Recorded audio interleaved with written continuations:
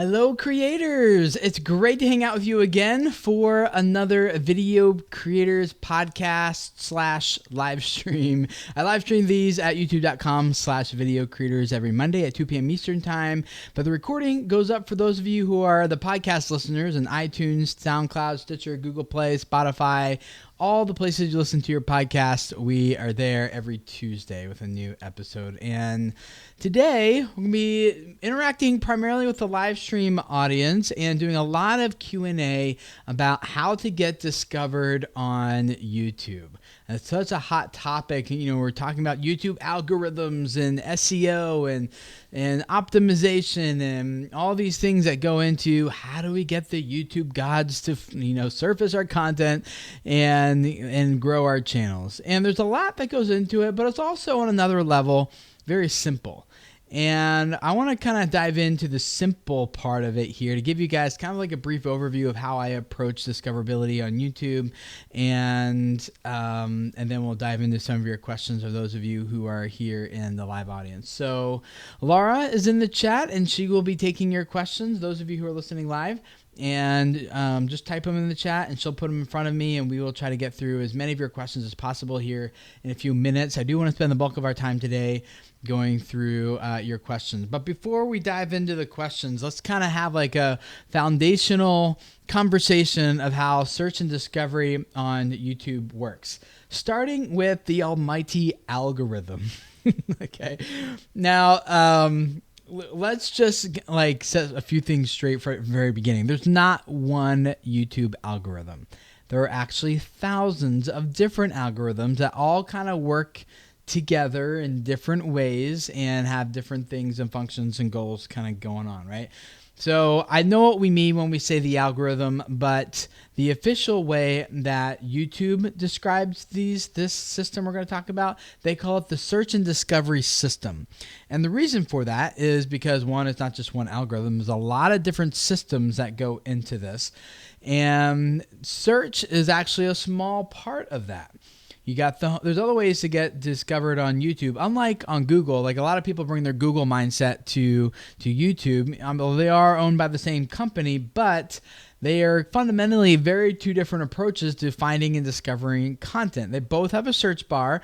And yes, Google's the number one search engine in the world. YouTube is number 2. So they are definitely used for that purpose. But if you go to youtube.com, you will get a much different experience than if you go to google.com. Google.com, there's like nothing there, right? Just a search box. That's it. At YouTube, it's like there's a search box at the top, but your focus immediately goes to all the videos you can choose. So YouTube is more about giving you like a browsing session where you can just kind of find one video and click to the next and to the next and to the next. Whereas Google is like, we've done our job. If you type in what you're looking for and you are on our site for no longer than maybe 5 seconds or whatever, 7 seconds. That is the opposite of YouTube. YouTube's goal, YouTube has a couple different goals, which we'll get into here. But high level, just don't think about this in terms of search primarily. And also don't think about this the same way we think about Google. Also, another reason why not to think about it as Google is that people use each site very differently. They search for things differently. They look for different things on each platform. For example, if you go to google.com/trends and you type in like something that's relevant to your niche, see how it's trending over time, and you can see by default it'll show you what that is on the web.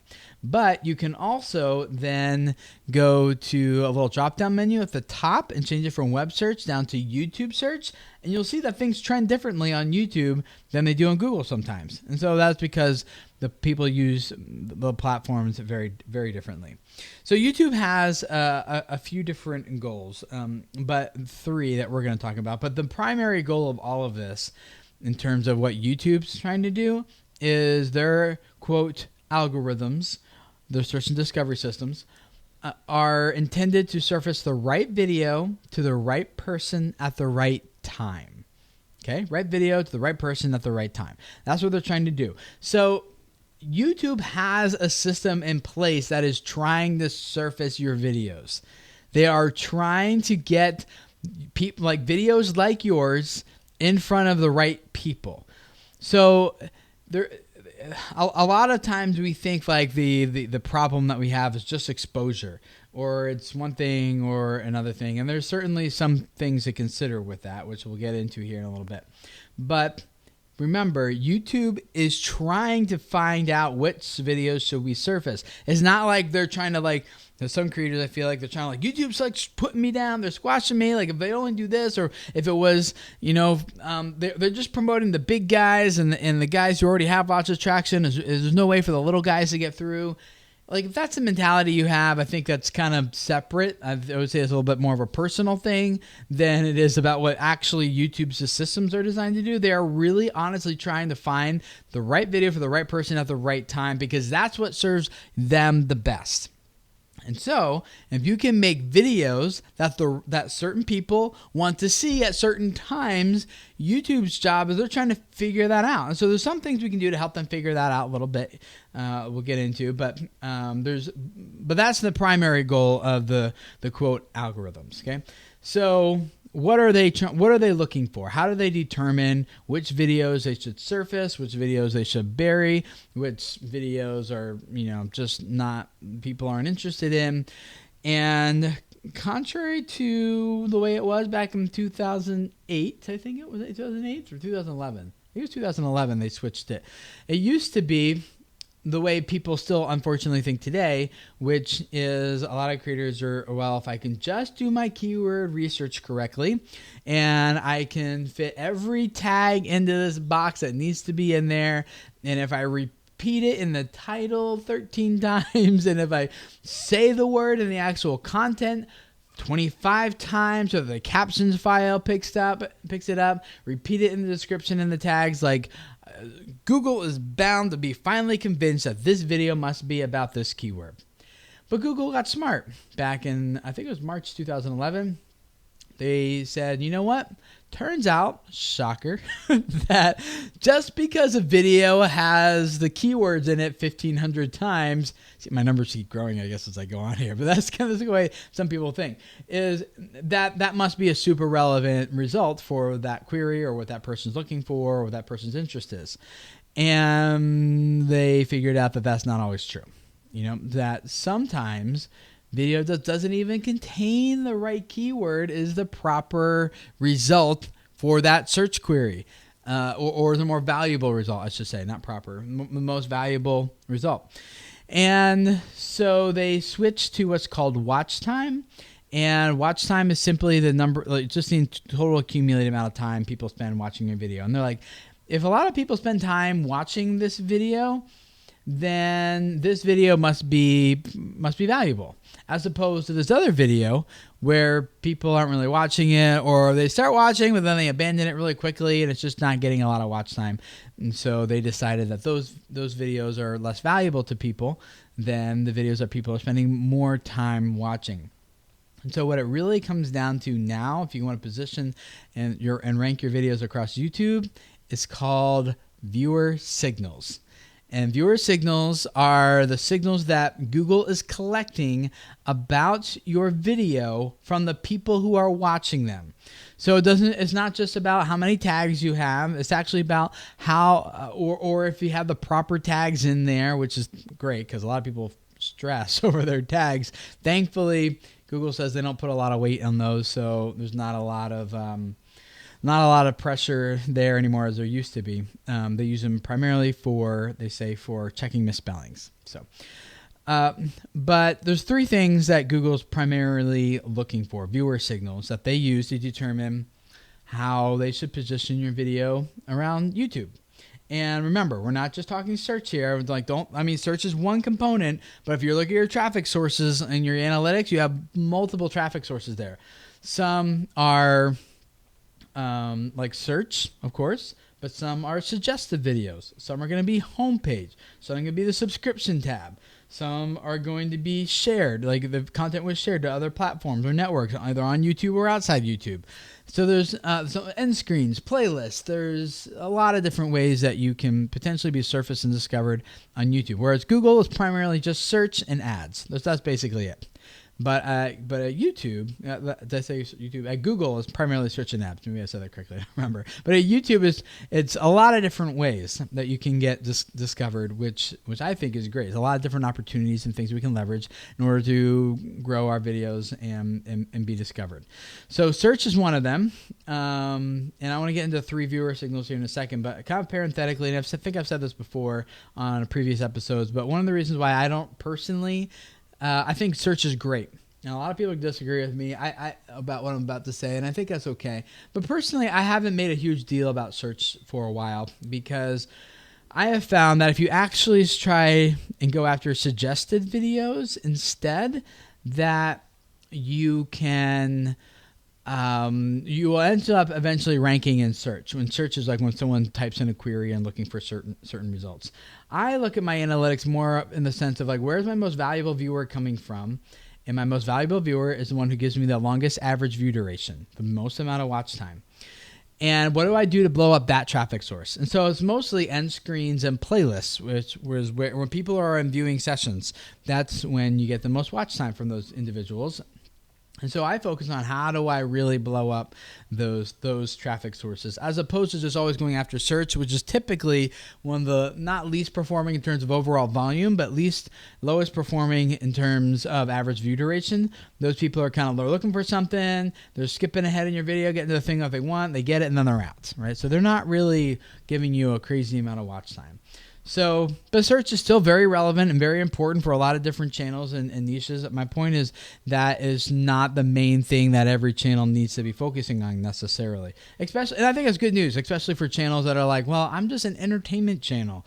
I don't do searchable how-to type of stuff. What does that mean for me? Like, do I always have to do like how to do something in order to get found on YouTube? No, because sometimes YouTube will just figure out who wants to watch this video, when do they want to watch it, and then they will just put it in front of the right person at the right time for you in terms of the homepage or the next, like watch next or suggest the videos or whatever. Like there's ways that YouTube will just figure it out who wants this video and they'll just surface it to that person for you, which is great. So let me go back to the 3 signals that Google looks for. Then when I kind of start diving into some of your questions here. So if you have questions and for me about or keeping it to search and discovery here today, leave them in the chat, and Lauren, my producer, will get them in front of me, and we'll dive through them here. But the three main signals that Google looks for is one, let's say it this way: the 3 main goals that Google has, and they measure these by different signals, but I think it's important for us to think of these as YouTube's goals, because if we think about them as these are YouTube's primary goals, then what we need to do is craft our content, our videos in a way that helps YouTube accomplish their goals. And if our content helps YouTube accomplish their goals, then they're going to want to surface our content everywhere that they can, right? So goal number 1 is they want to surface videos that bring people back to YouTube. They want to know like what videos are people like coming back and what are they looking for, and they're going to put that content right on the homepage for you, right for that viewer. They're like, hey, it's Thursday, and when Mike comes back to YouTube on Thursdays, he's usually looking for I like to make stuff, or I like to that channel or whoever. And they'll just start putting that channel's content in front of them. That's one reason why it's helpful for us to have a posting schedule for our channel so that our viewers know when to come back and they can make our content part of their weekly rhythm or even daily rhythm and come back and know when can I find new content from this creator. And so it's really important, I think, for us to have a posting schedule and communicate it. But that's the number 1 goal is what brings people back to YouTube. And so that's measured in terms of viewer signals. That's called session starts. And there's unfortunately no way for us to measure that exactly in our YouTube analytics, although the best guess that we can get really is just by looking in your traffic sources, going to browse features, and under browse features, you'll see one of those traffic sources as homepage. And so just because you're on the homepage doesn't necessarily mean that person who clicked on your video from the homepage is starting their session with you. It could be they watched some other videos, went back to the homepage, and then clicked on yours, right? But that's the best indicator we can see is YouTube pushing our videos and putting it in front of people on the homepage, because that's where people are coming back to start their viewing session. So So that's number one. The second goal that they have is, okay, well, once people are here, what videos do they actually watch? And that's measured in terms of watch time. And so YouTube's like, how much time, if we surface video A versus video B, which one do they spend more time watching? It's like, oh, it looks like video B is deemed to be more valuable based on the viewer signals that we're getting. Very simply, one of the big ones there's a lot of signals, but the big one is how much time are they spending watching this content? And then their third goal is which videos keep people on YouTube the longest. And so this is measured in terms of viewing session on YouTube. So if we surface video A versus video B, people watch video B longer, it gets more watch time, but video A gets people to stay on YouTube for maybe another 30 minutes, whereas video B, they watched it longer, but then everyone abandoned YouTube and went to that person's website or something afterwards. And so that if we surface video B, they only stay on YouTube for about 5 more minutes versus video A, we'll keep them on for like 30 more minutes. So video A is going to be a more valuable video, right? So there's a lot of different things to consider. One, how do you get people back to YouTube? 2, how do you craft content that keeps them watching? How well do you hold someone's attention with your content? And then 3, what's your call to action? At the end of that video, what do you want them to do next? And my argument is that it's becoming less and less about trying to get as many people to subscribe as possible, and more about how do we get people to watch another video at the end. So our main call to action is like, click this video right here, go on your screen, and go watch this next thing that's coming up for you. Or for example, one of my videos would be, let's say I was teaching you about how to optimize your thumbnails for mobile devices. At the end of that video, I might say something like, now once you've started optimizing for mobile, you're going to need to learn how to evaluate this in your YouTube analytics so you can see if it's watching or not. Click this video you see right here on your screen to go into a short playlist I put together for you. That'll just really help you learn how to read your analytics so you can make better decisions about your content. Subscribe here, and I'll see you guys over in the next video. So I'll do like a call to action like that, where I'm pointing people. I'm actually literally pointing. I'm giving a little pitch. I'm giving like, click right here, get into that playlist. And I'm sending people to a playlist because I know my analytics, people who get into playlists are typically worth twice as much watch time as someone who's not on my channel. And so I want to do everything I can to get people into viewing sessions like the playlist is like a great tool where I had to actually optimize the viewing session for that viewer and get them into one video and then another video and then to another video and another video, right? So those are the 3 goals that Google has, and they provide tools and ways for us to help them accomplish all those things. And what it really comes down to us now as creators is how well can we make content that brings people back to YouTube, holds their attention, and gets them to keep watching. Those 3 things. And if you do those 3 things, you're going to grow on YouTube. You're going to get discovered. You're going to get found. YouTube's going to surface your content. If your content is not being surfaced and currently found, those are the 3 things you need to come back and evaluate. Am I getting people to come back to YouTube? Are they watching? Am I holding someone's attention when they're here? And then how do I keep them on YouTube and get them watching more content after my video? So if your channel's not growing, those are the things to evaluate. And so I would say practically the skills that you need to really focus on to get that to work the best, the primary thing, in my opinion, is storytelling. Because if you tell a good story, a meaningful story that reaches people, impacts people, you're going to have emotional connection to your brand. You're going to have a lot of people loving your content and your videos, coming back, wanting more. They're going to be looking for your next one. They're going to watch many of your videos all in a row. And so I think like that is the primary thing you should be going after. And next skill you should be working on is story, more so than like how do you best optimize for titles and metadata. And remember, like metadata isn't even like a 1-for-1 anymore anyway. Going back to the keyword matching thing, that there's a thing called user intent now. And so if you search for something like music videos, you'll get a playlist, or one of the results will be a playlist for Billboard Top 100. Right? Like no keyword matching at all, but you just kind of like know that that's a relevant result, and YouTube knows what the intent of the user is. It can read at like a 6th grade reading level.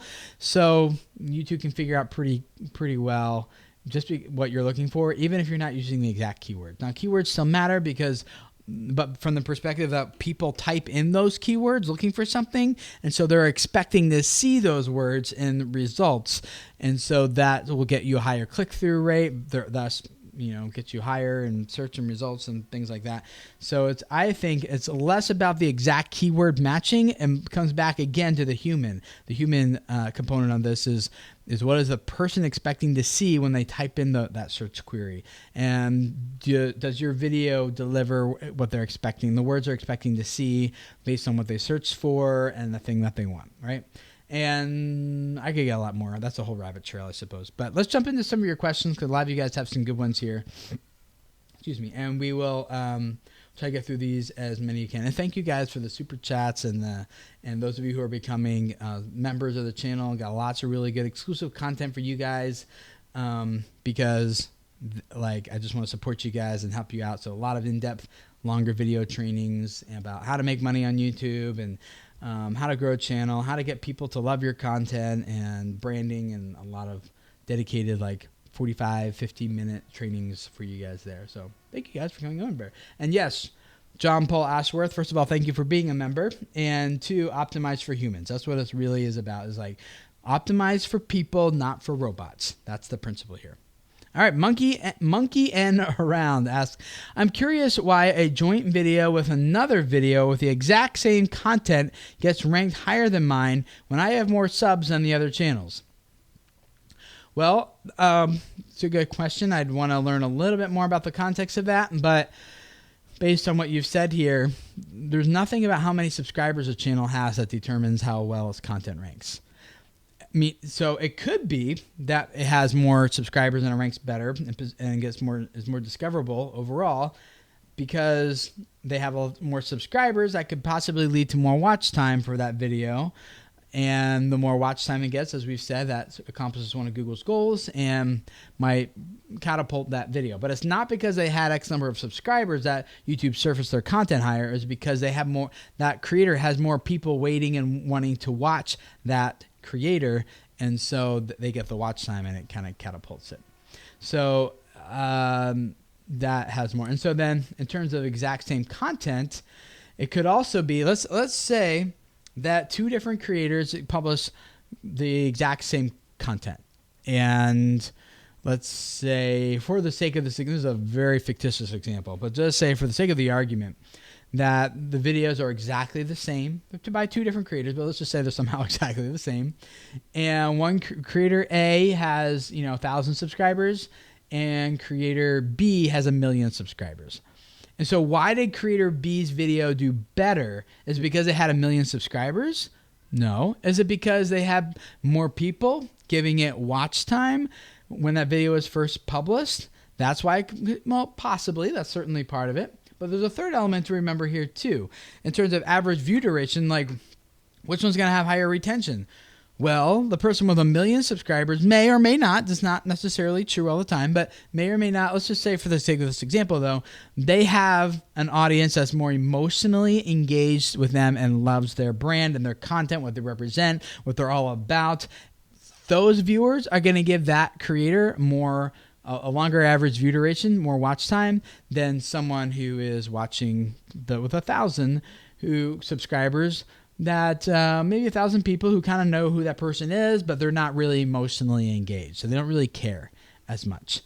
And so, or it could be vice versa, and often this is typically how it actually is on YouTube, that the smaller channels around the 50,000 to, 100,000 types of channels have a very, very strong, tight-knit community, very core audience that watches everything they're done because they feel like they're a part of something more. They're a little bit smaller, more intimate with the creator and things, and so that can have a much bigger impact about how even those smaller channels perform versus how the big ones do. Have millions of subs who are just kind of passively there, right? So I'm not sure that exactly answers your questions. A lot we could get into with that, but let's move on to CR8GFU. Hey man, good to see you. Is it safe to assume that the user's viewing device plays into this as well? Yes. But the device itself doesn't have an impact unless it's someone on a television is more likely YouTube. Different. Let's say the principle here first. Different pieces of content have different tolerances and perform differently in different places for different audiences. And so YouTube will start to figure out like this video has a certain tolerance for ads versus this video. And they'll also discover this viewer has a different tolerance for ads than this other viewer. And so the monetized playbacks and everything can greatly vary from video to video and audience to audience depending on some of those factors. And so it could also be true to say that some videos actually perform better on television than they do on tablets or vice versa. And so YouTube will figure that out. And so, but it's not because the device was the thing that made it perform better. It's because YouTube figured out what viewer wanted what at what time.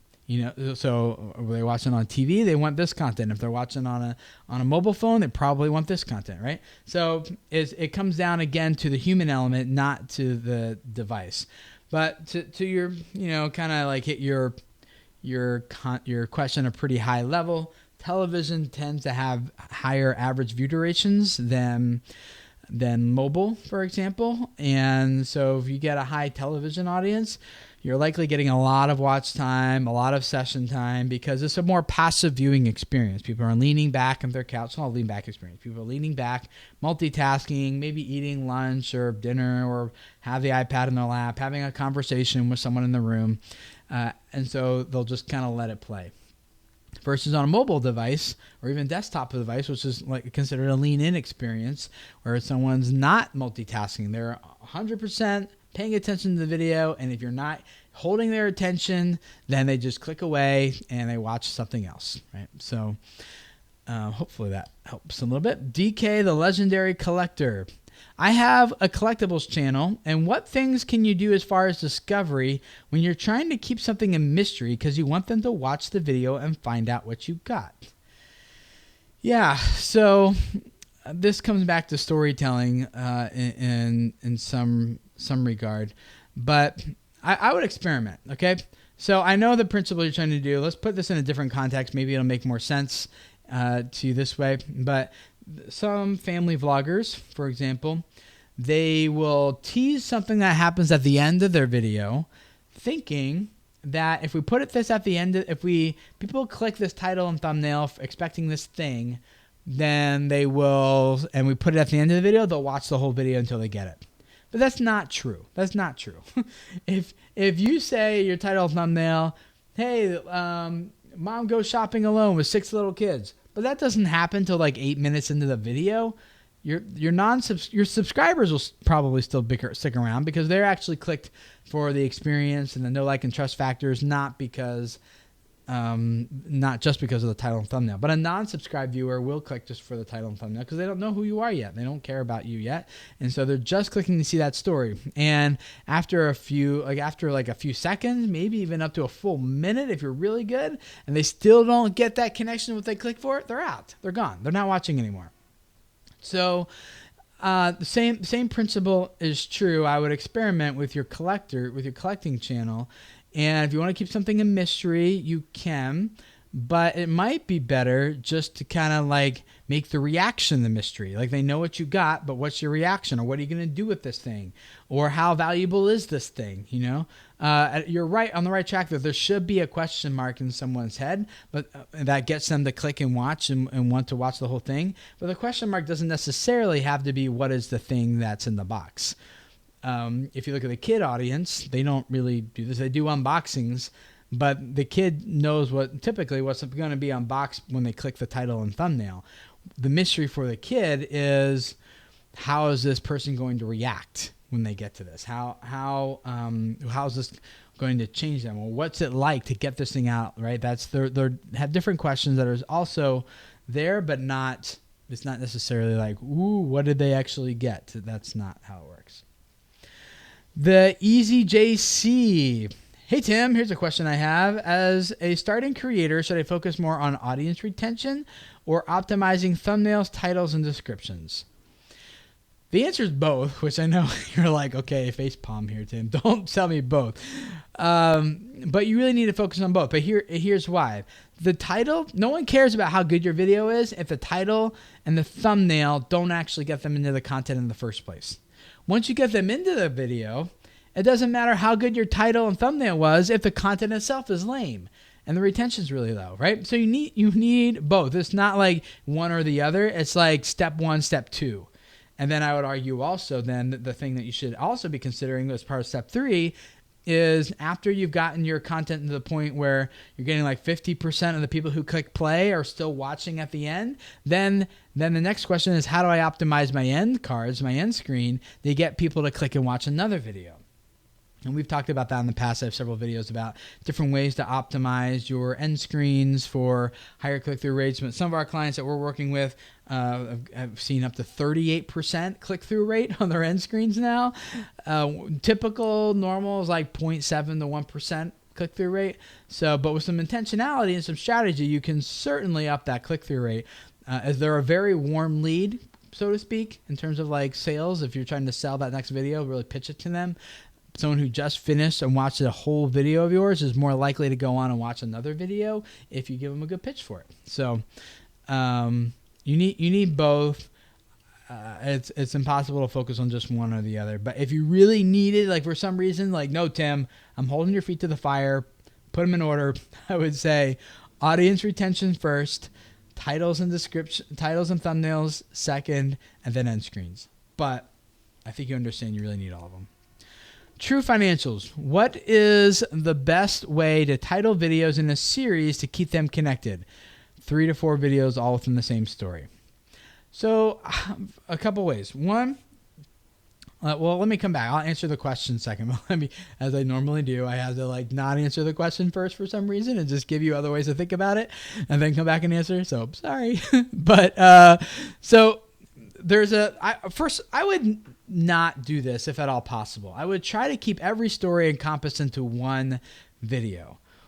So and that doesn't mean to say, that's not to say like, well, Tim, we're vlogging and this story encompasses 4 months. We can't fit that all into one video. Like, right. Okay. So I would call that like a story arc, like a season of life. There's like a big story that's getting people from one to the next to the next. But each individual video should absolutely have its own story arc. A creator, a character who wants something, overcomes conflict to get it, and is transformed by the process. That arc should be in every single video. But it can still point to this bigger story of like, okay, I can enjoy each video on its own, but there's something that still points to the bigger thing, which is like, for example, in my life, my daughter she's 11 months old, she just had her 3rd eye surgery. And so there's this bigger arc of like, well, she needs another surgery, and now this thing's wrong, and then and so we have the video that's just the surgery. But there's a question mark at the end is like, well, will the surgery take? Will it work? Will she need another one after this? Because there's a 50% chance of this worked, and looks like it's going to be a little less than 50% for us. It looks like we're going to need another one here sometime. But so that could be a bigger story arc, but each video does need to be self-contained. Now to come back to answer your a self-contained story, that is. To come back and answer your question, though, the best way to actually title videos is just put, like, at the end of give your good pitch, like a good story for a title for that story, but then put something like title and then, like, brackets and put EP.1 and then EP.2 and then EP.3. And as people start watching in that sequence, YouTube will pick up pretty quickly that these videos are meant to be sequential, and we'll watch them and we'll position them in order. So the what's next video will be that next sequential episode 2, then episode 3, and episode 4. You can also put them in a playlist, and under the playlist settings, check the little box that says series playlist, and that will tell YouTube that these videos are meant to be sequential and watch at a certain order as well. So you can do that. Sorry for the little stumble there, guys. I've never gotten a $100 super chat before, so that's a record. Thank you, Young131. Appreciate that. And it looks like he's looking for 200 followers on SoundCloud. So if you're looking to pay to get in front of the audience, that's your target audience. I hope that works out for you. But either way, thanks for the $100 super chat. And Green Shorts, Tom, hey man, good to see you. Thanks for the $5 super chat. Do keyword-rich comments help in search? No, they don't. We could get more into that, but the answer to the question is no. Just because a lot of people are commenting, saying something, it's too easy to game that. Like it's too easy to buy some bots that'll all make certain comments with certain keywords in it. And so I'm not saying YouTube doesn't look at it, because I don't know. There might be something there that they evaluate. But to say that it's worth your time to go on to other videos, even on your own videos, and getting people to use certain keywords and they comment, that is not worth your time for growing your channel. So, no. Okay, so the salon guy, thank you for the $10 super chat. I just started using Morning Fame and was also using vidIQ. Do you prefer one over the other? Morning really helps with title creation. It's going to be hard because I hate to throw people under the bus. I've looked at Morning Fame and I quickly determined that is a self-fulfilling prophecy in terms of, I could get a lot into it. I don't really want to throw them on the bus because I'm not saying they're not a valuable tool, but it's like the things that are there. How do I say this? Let's say 1,000 little channels all sign up. And they're trying to aggregate like what's working across all these 1,000 little channels. And so it's telling you, okay, here's what's working and here's what's not. But then you get one 10 million subscriber channel that signs up, and then boom, all the data is thrown off. Now all of a sudden everything is about what's working for the big channel. And that's a very basic, and they would probably push back and say that's not exactly how it works. And I'll say, yes, you're right. I'm oversimplifying it for the sake of the example. But my impression and talking to other people who have asked me about it, and they're telling me what they're seeing in there, it sounds like the data is based on the people who are in the group, and it becomes a lopsided, not a complete accurate picture. Let's put it that way. Versus vidIQ is a very different tool for different goals. And so they're trying to help you do something different. I do use vidIQ, and I use it mostly for idea generation in terms of tags and comments, and I don't. It's not like the tags help my video, but it's more like, I was looking at what YouTube vidIQ suggested, and here's a better way for me to craft my title than I had thought about. This actually makes for a better story or for a better pitch. So I use it more for idea generation than I do to just copy paste verbatim whatever it says to do. vCloud Info Q. Does changing the descriptions or titles after publishing hurt discovery? Should those items be continually tweaked after publishing based on analytics? So it can hurt or help. I'd say if your video is performing half decently to well, don't touch it. Just let it go. If the video is not performing well, then you could consider maybe updating the title, the description, giving it some different, maybe a different thumbnail or something like that. But it's but the reason for it is that it can sometimes do one of two things. Some people say, well, it resets the algorithm and they will re-index your video and try experimenting with it again and positioning it in front of new people, and that can breathe new life into your videos. Or it has a better title that's more clickable, that more accurately is aligned with the value that's actually in this video. Thus, people, when they click, they end up watching for longer, and then that's what changes the video. So it could be either or. It might be both, but to come down to it is if the video is not performing well, yeah, sure, update it. And I've done that successfully on my channel many times. And breathe new life into older content that I knew the content was good because people keep asking me that question, and I'm like, why are they not finding this video? I updated the title and the thumbnail, and now it's doing great. So, but the video's doing really well. Don't reset anything. Just let YouTube continue to push it into the audience that it's getting traction with. Bandana Kitchen, what are the best feature of community tab in growing channel? What are the best features of the community tab? Well, the way to use the community tab, that's not really a discoverable play. So I'll go over this really quickly. It's more of a community play. And the community tab is like another way of engaging with your audience and staying in touch with them, even when you don't have a new video to publish right away or right now or something like that. So photos, polls, pictures, behind the scenes, things. I use it to kind of give people a sneak peek at what's coming, ask for feedback and ideas, and just share different things I'm working on and stuff. So it's more about engaging a community than it is about discoverability. Whole picture home. When viewers watch videos at double speed, does that change the minutes of watch time recorded for the creator?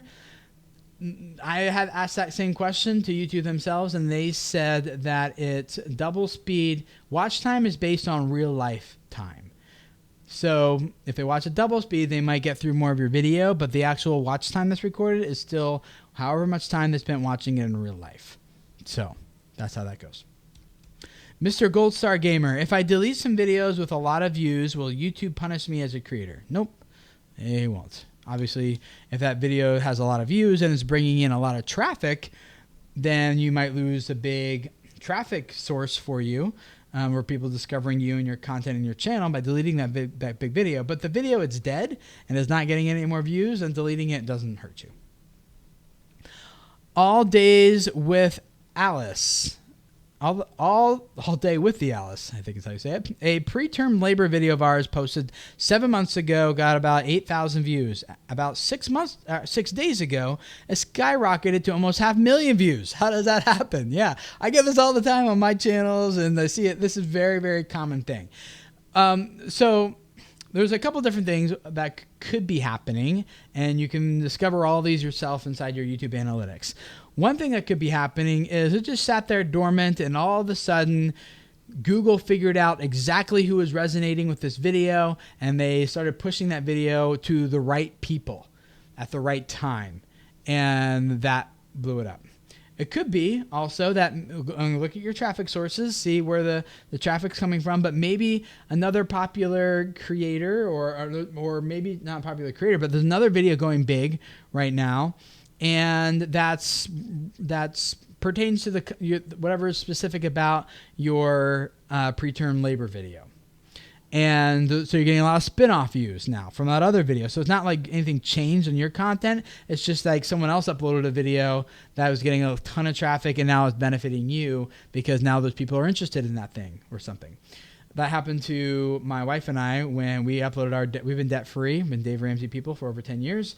And we uploaded our debt-free screen video, and it just sat there for a while. But then Shay Carl, who maybe some of you know from the Shay Targe, is a popular channel, but especially back then was very popular, and a lot of dedicated fans.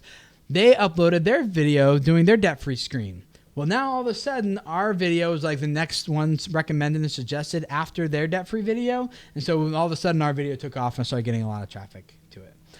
So there's other things that be happening too, but it really comes down to you can find out in your analytics by looking at traffic sources, watch time, retention, and especially separating out the subscriber views from the non-subscriber views. That'll make a big difference. Maybe it got pushed to the homepage, and when it gets pushed to the homepage, like YouTube figured out that this is the right place for this, and people see this on their homepage. This is how they start their viewing sessions. There's a lot of different things that be happening, but your analytics will reveal all of it to you.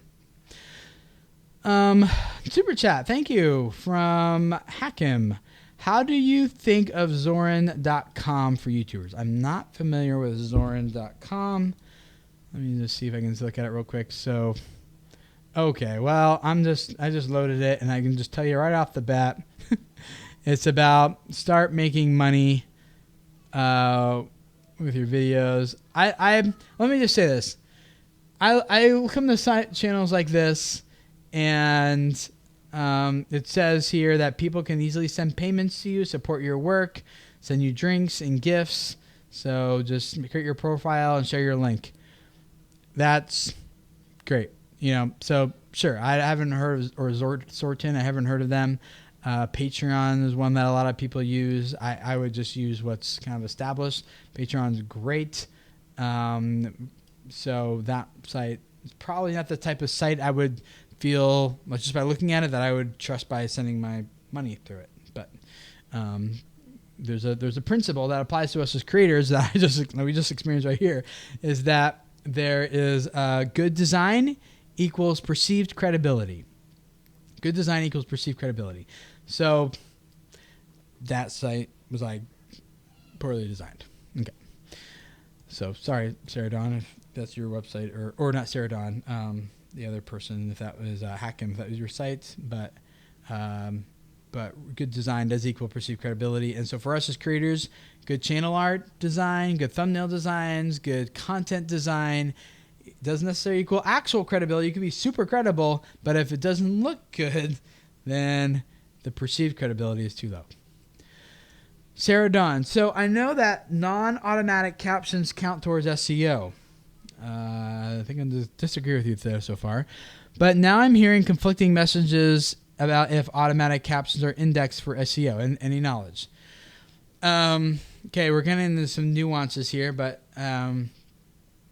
so non-automatic captions count towards SEO. So you will hear that, and I've certainly heard that from people, that you need to add captions to your video because it's more metadata for YouTube and will help them rank your videos more because there's more opportunities for you to repeat your keyword 15 times. As we said in the beginning, it's not about keyword matching. It's about user intent, and it's about watch time and a lot of other things here. So manual captions, but here's what people will say. They will look at it and they'll say, yes, but look, people who watch captions spend more time watching YouTube, or they don't even look that low, that deep. They just add the captions and now their videos are performing better. And so their assumption is that captions equals higher performance, higher ranking stuff. Here's what's actually happening. If you just dig down into the analytics a little bit further and see what's happening, is that yes, when you add the captions to your videos, you can separate it out in your analytics and see that people who use captions versus people who don't use captions on your video, people who do use captions have a longer average view duration perspective, or longer average view duration, more watch time. So if you have captions on your video, people give you more watch time. Okay, so it's coming back to the same principles we talked about before. Now, if you look at from the geography metric in there, who's using your captions, there's a lot of different things we see, but let's boil it down to say like it's a lot of ESL, English as second language type people in other countries. They can follow along with your content better if there's captions on them. And so if there's captions turned on, they'll watch you for longer than they would without captions. And some people, even who speak English perfectly fine, prefer to have captions turned on because they can follow along easier, holds their attention better, and they don't feel like they're missing anything. And so in that case, adding captions does potentially help your videos, but it's not because of the keywords are in there and because it's indexed, which is also true. It does index. But let's come back to that in a second. It's actually because the captions lead to longer viewing sessions, more watch times. What it leads to from certain people, and so that's what helps your videos perform better. It's not because of it's not because captions in and of themselves trigger something in an algorithm. It's because of, again, back to the human element of this. It's about the user experience that captions allow people to have that leads to longer viewing, more watch time. Now, to answer the part about it being indexed, yes, it is indexed, but it doesn't rank it higher in the results because that caption had your keyword in it 15 times. Now, the experiment that people often do, and this is actually, I was a part of this very first one back in, I don't even know, maybe 10 years ago or something, where a friend of mine, Mark Robertson, did a video, and he was intentionally testing this, and he made a video that was just all about something like, I forget exactly, but a big fat purple elephant, and something like really obscure. Something I knew it was like something about purple elephant, and posted it on YouTube, and didn't title it about anything with a purple, didn't give any metadata about purple elephant. And then after about a week or so, he would do a search query for purple elephant, and sure enough, his video ranked. His video was there for purple elephant. and I think it's like number 1 and number 2. So obviously, YouTube is indexing the captions and positioning videos based on that. But here's the rest of the story that usually gets left behind, is that there were no other videos ranking for that thing. There's like no competition, right? And so, yes, it was super obscure. The search volume is like 0 for this thing. And so with no other results to possibly display, YouTube like has this video, and it was like literally the only video that could have been remotely close to that thing. And so at that point, yes, they were looking at the captions and ranking a video based on that, but it wasn't, but that doesn't work normally. That was just like, yeah, it's not something that you can say that it gets ranked higher because of this. It's just like if there's nothing else that YouTube has to go on and there's no other videos on the platform that could possibly be about this thing, then the caption's like, okay, well, that's the only thing we have to go by. But just simply, so yes, it is indexed, but does it make an impact on how high your videos are positioned? Probably not, unless people are using them, your captions, and using them to give you more watch time than you otherwise would get. Then that's what impacts the video's growth. I hope that makes sense. There's a lot of nuances, and I know like there's a lot of people just kind of, this gets me a little upset sometimes, just saying things they had an experience, they didn't really dig in to figure out what happened, and they just make this big overarching principle, claim it as truth, start teaching it, and then it unfortunately misleads a lot of people. So okay. Ray's vlogs. Hey Tim, I'm only getting 7 to 9 views on my vlog storytime videos. What should I do? Well, I don't know. I haven't seen your videos. There's a couple things you could do. One, if you've only done 2 of them so far, it's a little too early to tell, right? Do a few more. Do maybe 10 and see if you can get 7 to 9 up to like 9 to 10 and then 10 to 12, right? So if you can just head the right direction. It's the trajectory we're looking at here, not like explosive growth. Trajectory over time, just it's like playing the stock market, I guess. You invest, let it go, and it's like, a couple percentage growth over time yields big results. That's what we're going here, the compounding factor. Wow, that got into a different world really fast, but you got the idea. You could also look if that's not happening, and let's say like I have a friend who's been doing the same videos for about 10 years now and is still at like 10,000 subscribers. I'd say, dude, you should have reevaluated what you're doing like a long time ago. And, so give it some time, but if it's not working, you're like, okay, I gave us 10 videos. I gave it 2 months, 3 months, whatever, you feel is appropriate. Like it's time to start try a different strategy. How can I do this? Or number 3, how can I just do this better?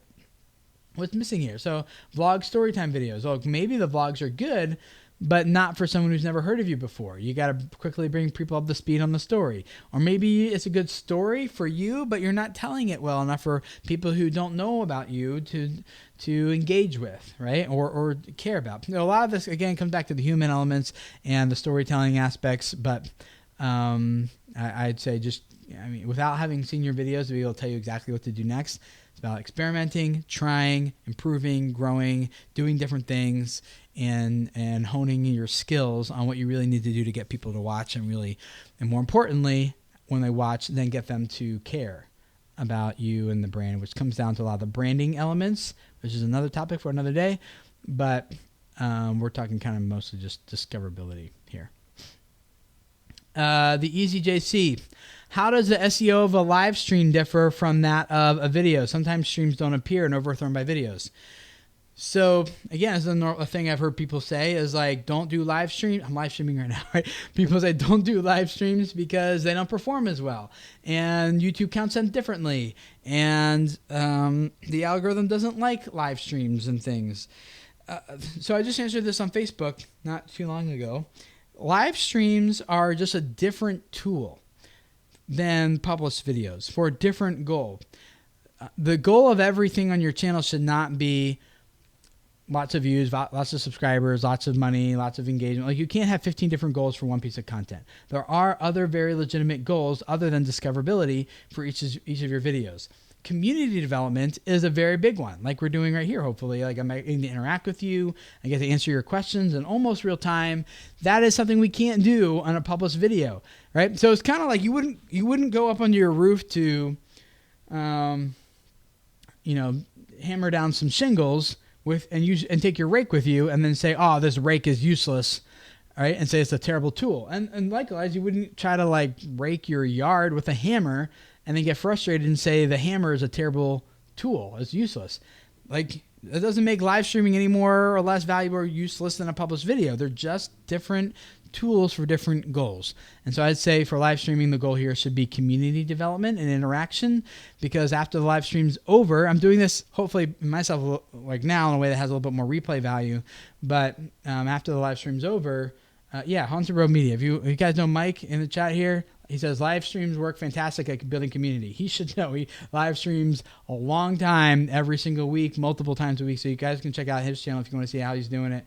Oh, he's saying it right now. I use live streamings all the time for building community. Yes.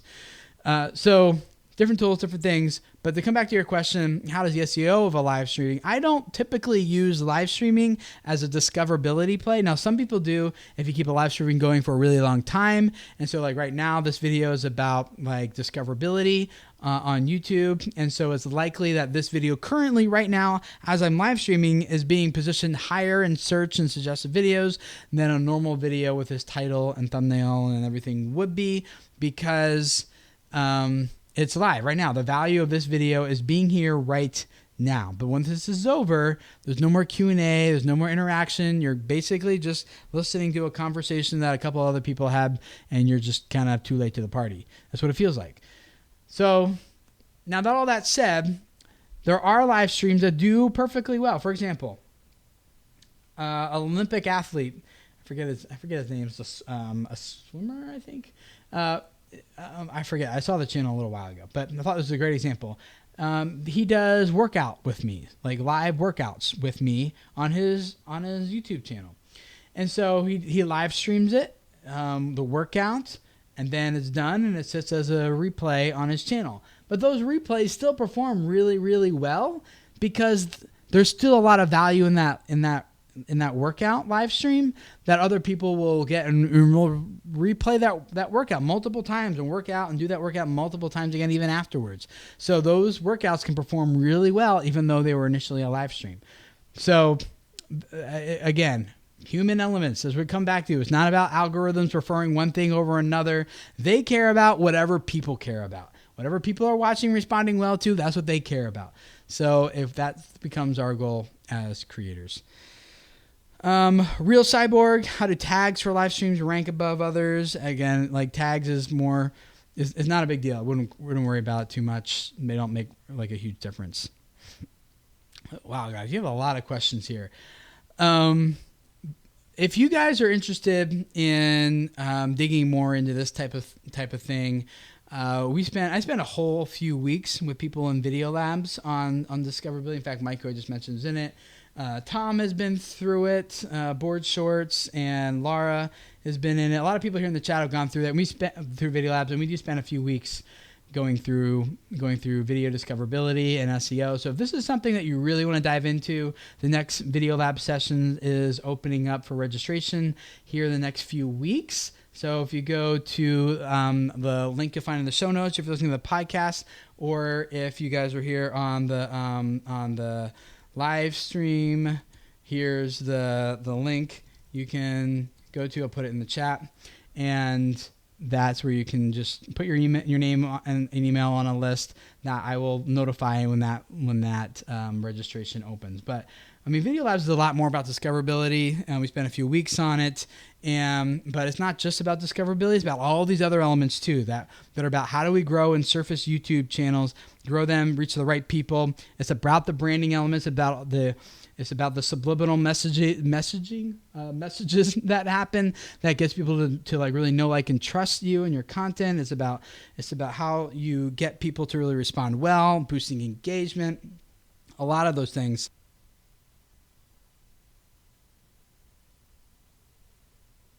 And you spend 8 weeks with me and a small group of 19 other creators. I limit to only 20 people because it is very hands-on with me in a private Facebook group, live calls with me every week where we are really working on working with you to really help you reach your goals on YouTube so you can blow up your channel. And so I'd really love to do that with you guys.